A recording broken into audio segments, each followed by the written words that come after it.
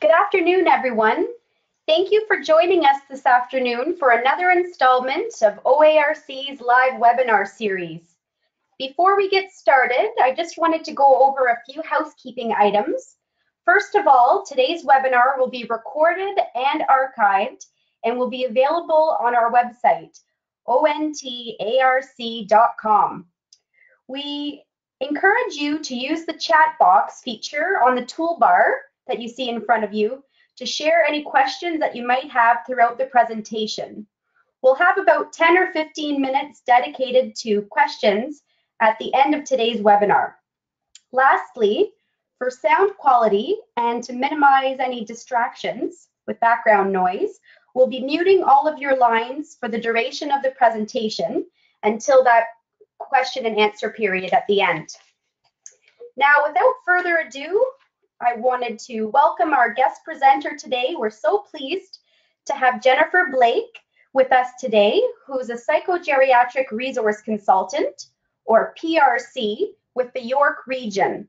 She'll be speaking with us about late life depression and self-care strategies and sharing some ideas for residents' councils so that you have a better understanding about how, as peers, you can all contribute to promoting wellness in your homes. Welcome, Jennifer, and we'll hand it over to you.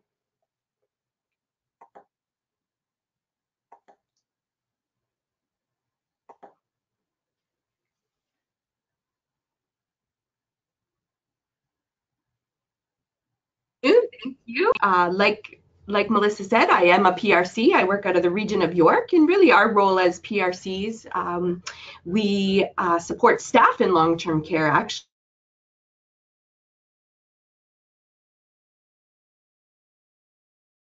they are our customer, and we do support the residents. So hope you enjoy the presentation, and for sure, if you have questions, we can certainly look at them at the end. So I like to start with facts. I usually start with some statistics and facts. So just to kind of start talking a little bit about long-term care and how important it is in the Canadian healthcare system. And we know our population is aging, and seniors aged 85 and older really are the fastest growing age group. And again, we know that they are most likely going to require long-term care. So when we look at specific stats within long-term care and Canada, at any given time, we have about 3 million Canadians that do have depression. And again, it's just a reminder that depression is not a normal part of aging, but it actually is one of the most common disorders seen by the physician's office. So out of kind of the top 5, when people go to the doctor, depression is one of the main concerns. Now, some of the sad parts as far as the numbers, up to 50% of cases of depression go unrecognized. And a lot of times there's a lot of stigma around mental health and mental illness, and people just not feeling comfortable talking. They feel that it's a weakness, or they feel very powerless, and they don't think that this should be happening, and so they're embarrassed. So oftentimes they don't report these symptoms. So then there's the next stat, that 90% of people with depression never even seek treatment for something that is very treatable. So when we look at long-term care specifically, depression is extremely common in long-term care settings. And some of the studies that I've read, they said that between 15 to 25% of long-term care residents do have some symptoms of major depression over their life history. And another 25% have had some symptoms, maybe with less severity. And oftentimes we even see out of kind of that 45% or so, that number there, about 20% actually goes untreated. So again, because oftentimes depression masks some of the symptoms if someone has a dementia or a delirium, and sometimes it's really hard to try and figure out which D it is. Is it depression, delirium, or dementia?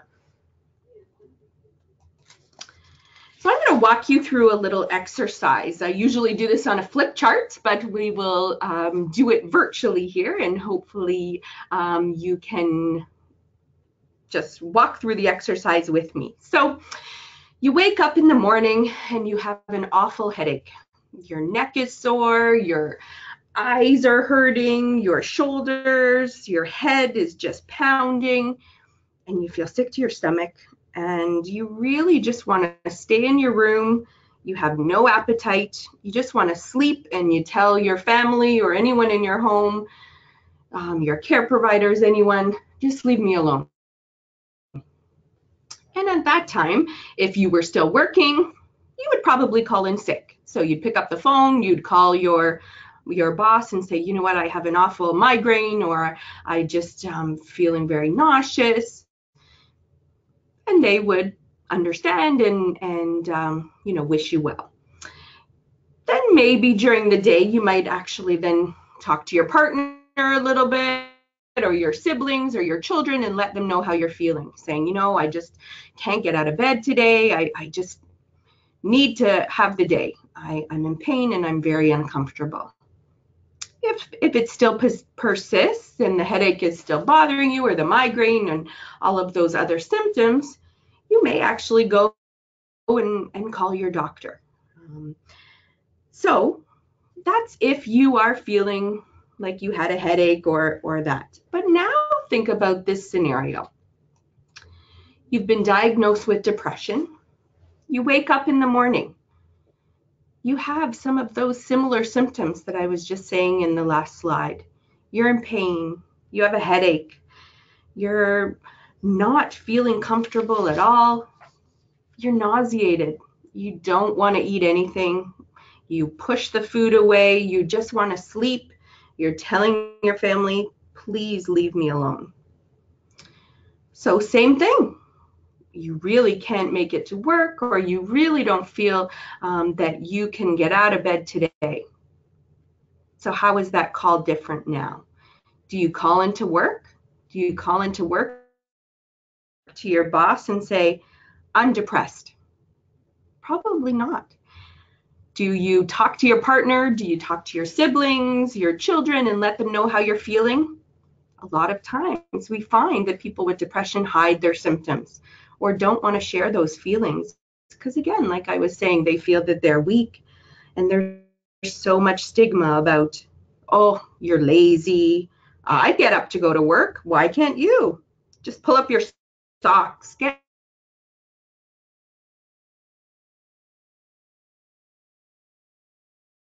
moving. Go have a shower. You'll feel better. Slides before.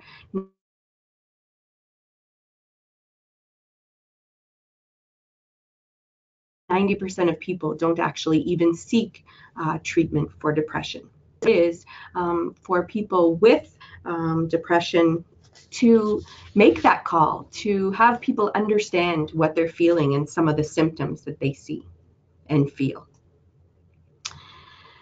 So that kind of moves a little bit into stigma. And stigma really refers to those negative attitudes and negative behaviors towards people with mental health problems.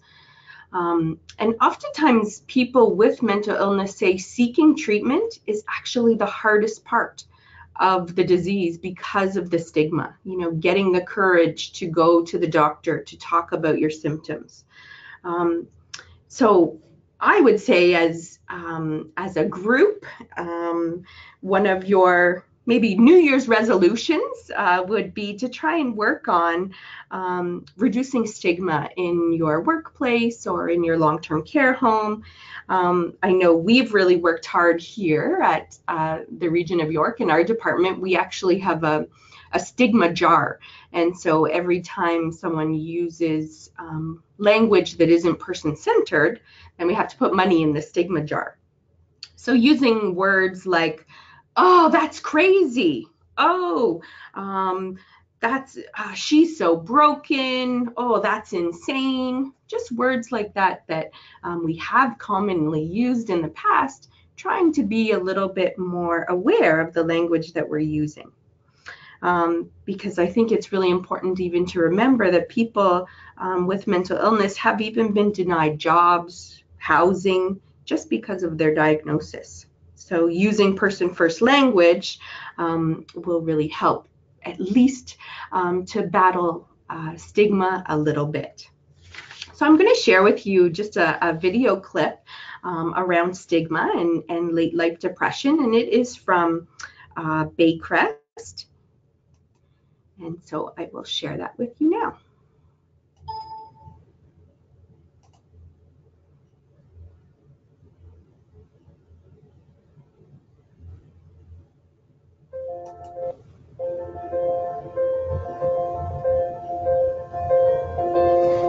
I think the stigma around mental illness is diminishing. There's a lot more about it in the popular press, more in the media, on TV. There's more acceptance in general that mental illness is the same as any type of medical illness or physical illness. If we look at people from previous generations who grew up in the 20s, 30s, 40s, there was certainly less understanding of mental illness in general. It wasn't always accepted. It was swept under the carpet.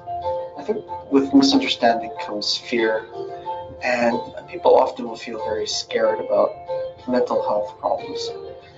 But this idea of being able to control oneself, control one's thoughts and emotions. Psychiatry is a relatively new science. It's a relatively new part of medicine as compared to other things like cardiology, respirology, or gastroenterology. So it's relatively new. The breakthroughs keep happening. There's a lot more that we understand. Just over the last 50 years, the breakthroughs have been incredible, but we're still far behind other fields. But certainly that there's an increasing recognition in general that mental health problems are not just a weakness, that it's a personal deficiency of some sort. There's a recognition now that you just can't get over it. If you have a bona fide medical illness, it requires intervention. People would never tell you just to get over a stroke or get over a heart attack. You'll be okay, just be stronger. That doesn't happen. Without mental illness, that's been something that people have said, and I'd like to think that that's diminishing. It requires a lot of education. People need to understand more about it. It's really important that healthcare providers give that education to clients, and caregivers, and families.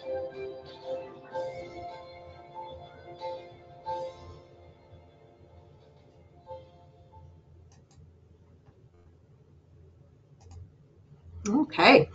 So Blaik has lots of great resources, and at the end I've included some of their resources that you're able to access. They have great little video clips, and again, for any of your resident council meetings or family education nights, they're great resources for you to be able to access. So now let's get into talking about what actually is depression. So I have been talking more about late life depression because, again, a lot of times we are seeing late life depression develop in our residents or clients or family members as they age. So depression is an illness that people can develop in later life, and some of the challenges that they might face, such as loss of a loved one, financial stress, the physical illness, increased isolation, or just having to move. So think about all of those losses. You know, you've lost your house, you've lost your spouse. Now you've been picked up and moved away to a new community that you're really not familiar with. Maybe your mobility has changed as well. So again, you can see how this could develop in later life. I think too, just something to kind of keep in the back of your mind as far as the time of year, a lot of times we make that assumption that the holiday time is a joyous time, is time for celebration, but for many in long-term care, it's a really difficult time because of all of those losses. So just something to be aware of, and I did write a little bit of that in the article that I submitted for the Residents' Council. So you can certainly take a look at that. So what are some of the signs and symptoms that we should be looking for when we are thinking that someone may be depressed or having some symptoms of depression? So this is a really good tool that we use to flag for depression, and it's called SIGECAPS. So you'll see the SIGECAPS down the side. And so when you're using this tool, you kind of go through and you check mark all of the different points. And if someone does have 5 of the symptoms present, it is something that you probably want to follow up with the doctor or talk to a family member to say, yes, I think we want to investigate further. So when we talk about S, the sleep, it's really your sleep is disturbed. So whether their sleep is very broken or they're up in the night and then wanting to not get up in the morning. The I is interest. So you see a real decrease in interest. So maybe they were very active in participating in programs, and now they're really starting to withdraw and not interested in, maybe some of their favorite activities that they were participating in. G is guilt. So feelings of guilt or regret. I'll tell you a quick story. We had one lady and she had come into long-term care, and her feelings of guilt consumed her thoughts.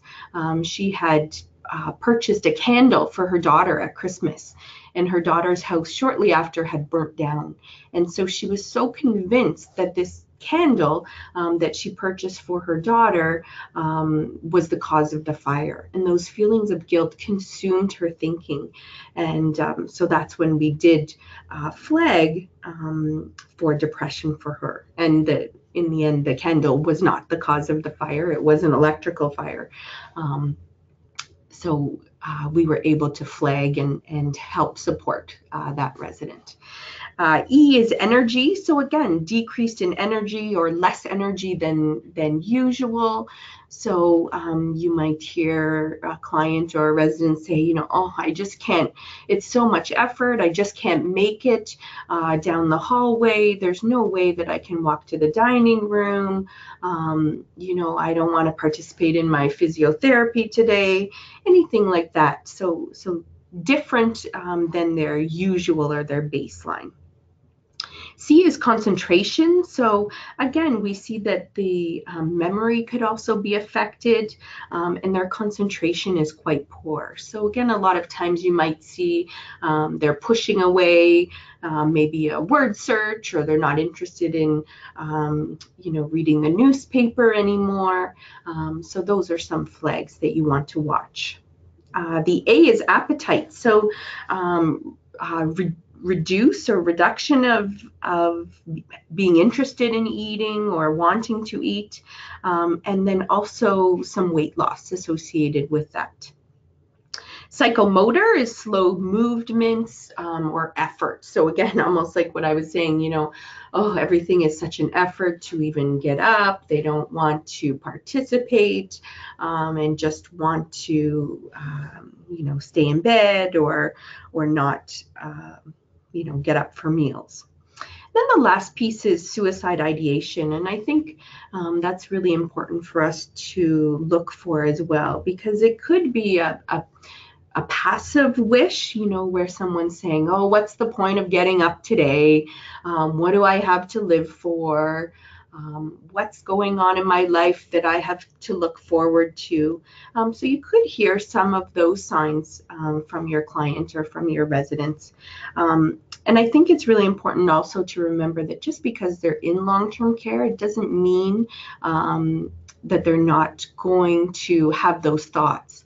I would say this year, probably I've responded to about 6 or 7 homes where they have had residents in their home that have tried to choke themselves with the cord from the vacuum. One gentleman put himself under a high-low bed and tried to crush himself. So again, just because they're in long-term care, it doesn't mean that those thoughts were that they are no longer going to try. So let's talk a little bit about the difference between what is depression or just a bad day, because so many times you hear people say, oh, I'm so depressed. And usually, you know, we do have days where we feel out of sorts or we feel sad, but most of those times, those moods are normal reaction to, you know, a stressful event or, you know, something bad happens. Maybe you read something in the news, maybe a neighbor passed away. And so you're having some of those days where depression really is an illness, and it really is significantly different because it's where that mood persists for weeks at a time. So they usually say that it's at least 2 weeks of a low mood with those symptoms that we had just talked about in the last slide, where they have persistent negative thoughts, and it's really impacting their physical function and social and at work. Okay, so I put together a little chart just to kind of make it a little bit more clear, I think. So like I said, with depression, it is an illness. It is serious, and it does need support and treatment, where sadness, like I said, are normal kind of life reactions to something bad that happens. The symptoms we have just touched on, but really thinking about mood, how their thoughts might change. And so some of those somatic or those physical symptoms, you know, I have a headache, I just don't feel well, I don't feel like eating. You may see some of those symptoms. Where with sadness, again, it just impacts your mood.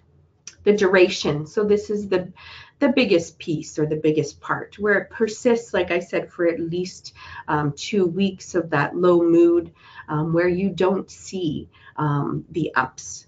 Where with sadness, it's going to be brief, and you'll have kind of good moments and bad moments. The suicide potential, again, oftentimes it is quite high and can result in suicide.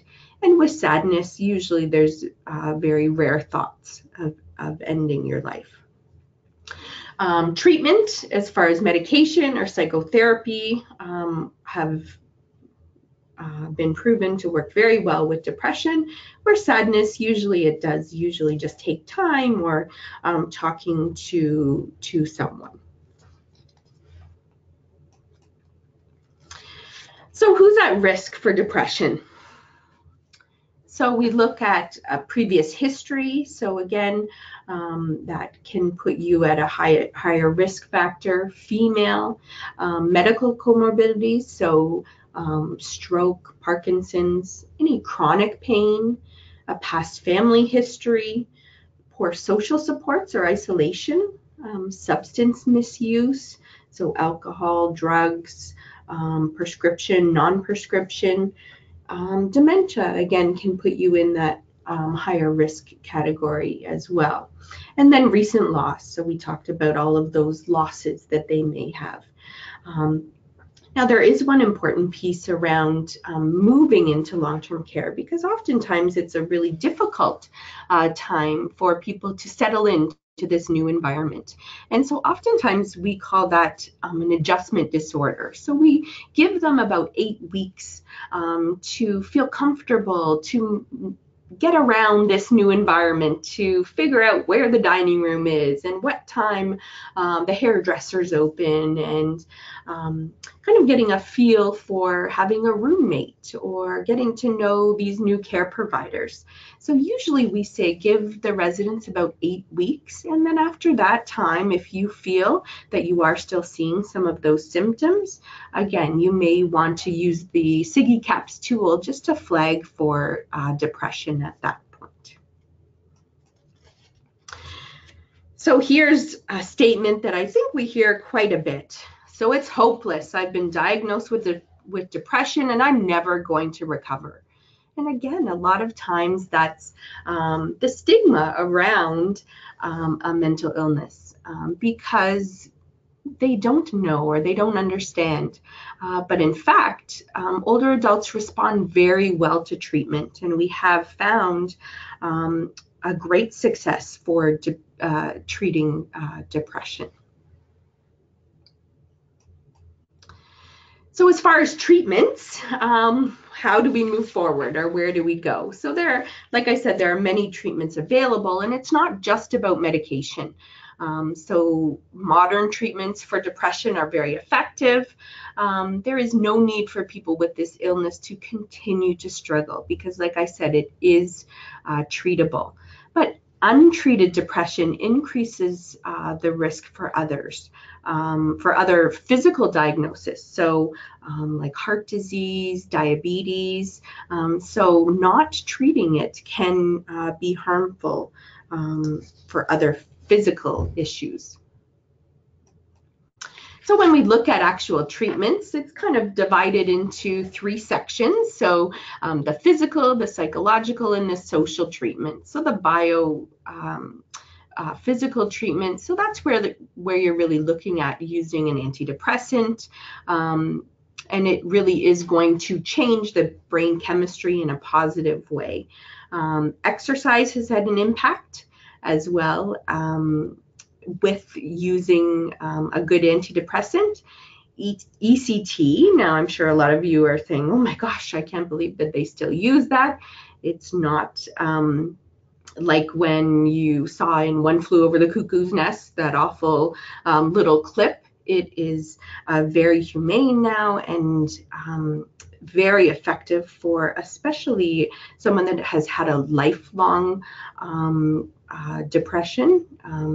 Ontario Shores, who I work with here in York Region, they use it quite a bit for residents with late life depression and long-term depression. So it has been a very good treatment for some of our clients, for sure.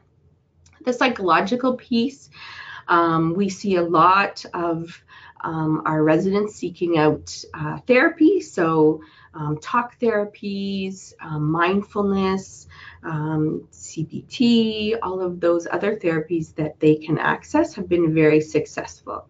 And then social treatment. So again, isolation is very common with depression. So making yourself join a group or getting together with friends or volunteering. And we found that using the complement of all 3 of these treatments have been very, very effective as far as successful treatment. So how are we going to support or care for our family members or our residents or our peers? I think it's really having an understanding about the behavior and really knowing that it is an illness. And like I said earlier, you can't just tell someone to pull up their socks or try harder or go have a shower. It will make you feel better. And offering reassurance, but not pushing them beyond what they're capable of doing. And knowing the person and their capabilities and really listening. I think it's a really hard skill for a lot of people because we oftentimes are good at listening, but then want to give an answer. And sometimes it's just that ear. They just want to talk to you and want you to listen. And you don't always have to have an answer for them. So as far as residents council, what can you do to support residents experiencing depression?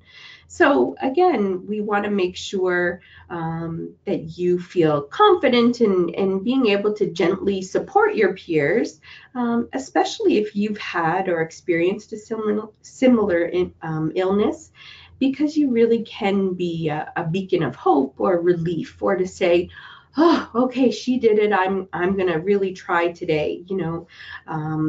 My friend got up and she made it to the dining room today. So you know what? I'm going to try to, because I really enjoy her company when we sit at the table together. So letting them know that you care and that you are there to listen, accepting them without judgment.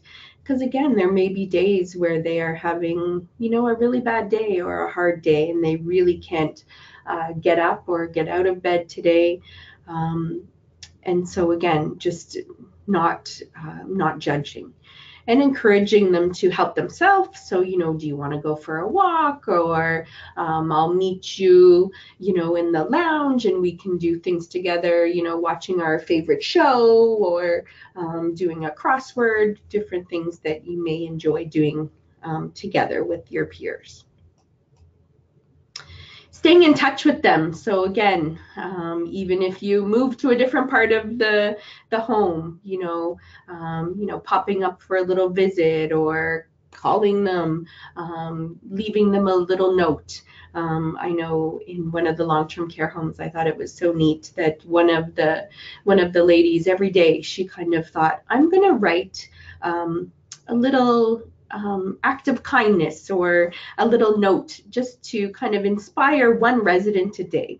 And so she would every day leave a little note at the breakfast table for a different resident every day. And it might just be simple things like, I love your smile, or that red sweater looks beautiful on you. And so again, for her, it was just a great way to interact, and for her, it was about her own self-care as well.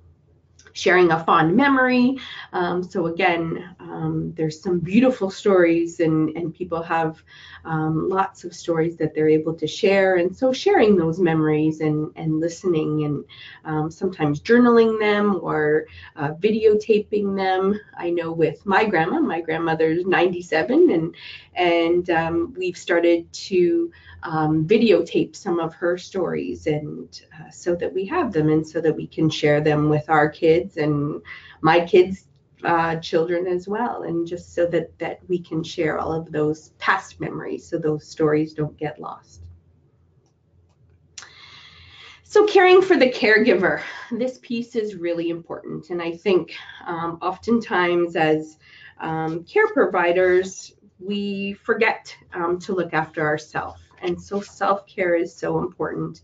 And a little story that I usually tell, I'm a mental health first aid for seniors trainer, and I often say the story about, when you're on an airplane and say they're talking to you about when the oxygen masks come down, and they always say to you, put the oxygen mask on yourself before you help the others. And again, it kind of goes with that self-care piece. If you're not, if your tank's not full, then you're not going to be able to help or support other people. So it really is making yourself a priority, and taking that time for you to do something for yourself every day. And I read a little story, I think it was a few weeks ago, and it was just a little note, and it said, self-care is more than just a pedicure. And it is true. A lot of times people think, oh, just go get your nails done and that will make you feel better. But there's lots of other things that we can do as far as self-care. So even just taking time to read, or to listen to music, watch a favorite movie, finding ways to laugh.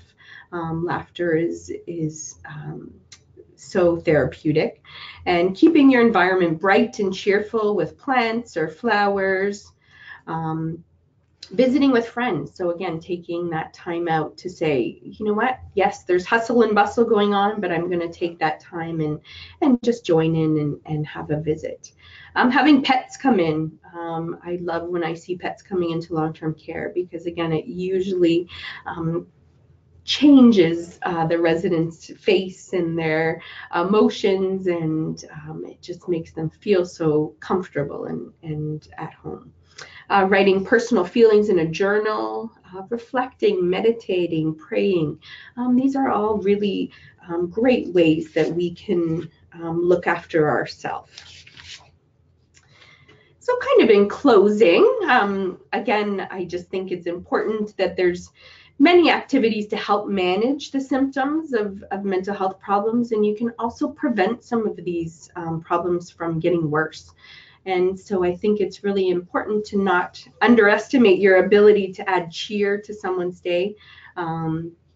And again, like I said, taking care of yourself and your peers over the holiday season, because then it will be more festive for everyone. Because like I said earlier, it is a happy time, but oftentimes we let the hustle and bustle get the best of us, and we forget to just enjoy even the process leading up to the day. So thank you for your participation, and if you have any questions, I can certainly answer those now. And I have left some resources here for you as well that you're able to access. And I didn't put my contact information, but I can certainly leave that for you if you do have any other questions. If you're not comfortable asking the questions live, you can certainly email me a question, and I can hopefully steer you with the right resource or give you some more information. Okay. Thank you very much, Jennifer, for that informative presentation and for all of those great examples, tools, and strategies for both residents and for caregivers that you shared with us this afternoon. At this time, I think we can open up the floor for any questions or comments for our guest presenter today. I do see some great examples coming up on our chat box from Sharon that says a great way to help and support residents is having social events and small group programs in the home. And suggestion of the Java Music Club is an excellent way of getting to know each other and supporting fellow residents, whether it's through celebrations or supporting sad or difficult situations in the home. So thanks, Sharon. Those are great examples.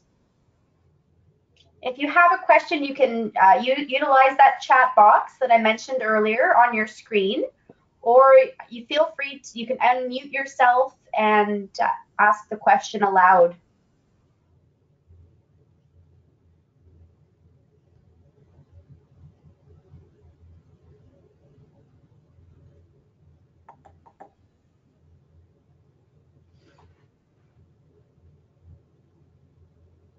Is there any questions out there? We've got a quiet bunch today. I've made them speechless. Well, I think you gave a lot of great examples that that resident councils can support and promote within the home, and just highlighting that every individual can make a positive contribution and brighten someone's day. I know many homes do have friendly visiting subcommittees as part of their residents council, as well as welcoming committees that can help that initial transition to long-term care and settling into a new home. That's a very significant time of transition, and having peer-to-peer support available and supported through the residents council is a great way to help people feel supported during that time. Mm-hmm. Sorry, I think there's the fire alarm's going off, so you might hear the bell a little bit. But I'm okay. Okay. Well, thank you again, Jennifer. And if anyone would like contact information for Jennifer, feel free to reach out to us at OARC, and we can get you connected. Also, the presentation slides that Jennifer shared with us today are attached and available on the training platform. So you're able to print that and share that resource with your resident council and team members in your home. And as I mentioned earlier, today's live webinar presentation has been recorded, and it will be archived on the OARC website. So if you feel that this content might be valuable to share within your homes, you can always go back and share either part of it or the whole video with the audience of your choosing. So perfect. And if you do need help, I can also certainly help link you to your PRC, because they're good resources for your long-term care homes, because every home does have a PRC linked with them, so I can certainly help to connect you. Great. Jennifer at the OARC office has been kind enough to share Jennifer's Blaik's contact email in the chat box if that is of interest. And yes, thank you, Jennifer, for highlighting that every region has a PRC supporting a certain geographical area. So you support the York region. Right. Wonderful. Well, I think we'll draw this session to a close. And again, thank you so much for your time and all those valuable insights. Great. Thank you very much for inviting me.